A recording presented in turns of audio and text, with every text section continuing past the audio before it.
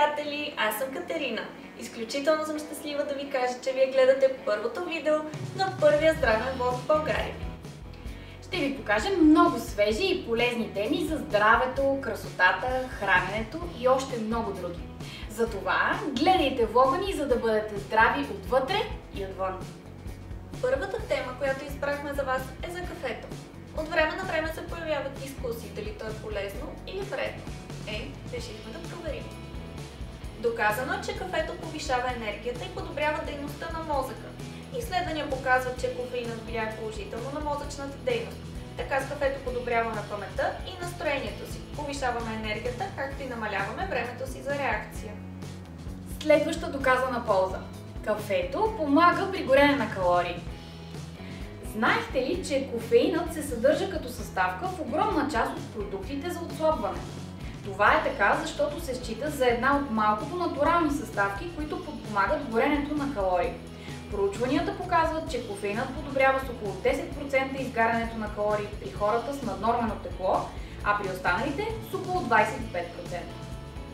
Да продължим нататък. Кафето подобрява физическата активност. При приемането на кофеин се увеличават нивата епинефрин в кръвта. Това автоматично настройва тялото в режим за физическа активност и ни помага да се справим по-добре при упражнения или тренировки. Освен това, кафето съдържа антиоксиданти и витамини. Такива са, например, витамините B2, B5, B3, магнезий и други. Освен това, кафето по-добре от аспирина се справя с мускулните болки след напрегнати натоварвания. Установено е, че кафето предпазва и от чернодробна цироза. Смята се още, че кафето може да понижи риска от Алцхаймер, деменция и Паркинсон.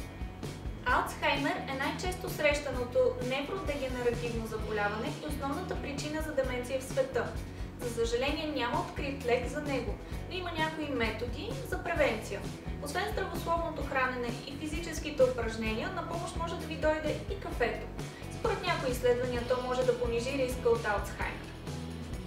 Като всяко нещо обаче, и кафето може да е вредно, ако прекалявате с него.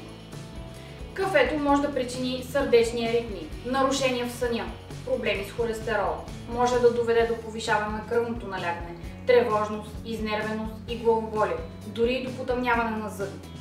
Отделно, лошото и нискокачествено кафе може да е още по-вредно и да причини отпадналост, гадене и главоболие. Независимо дали предпочитате силно еспресо или пухкаво капучино, не забравяйте да пиете кафето с удоволствие и мярка. Палци нагоре, ако сте харесали видеото ни или просто сте любители на кафето. И не забравяйте да се абонирате за нашия здравен влог. Може да го направите ето тук. А за още интересни и любопитни теми, свързани с здраве, красота, спорт и диети, четете New Me BG.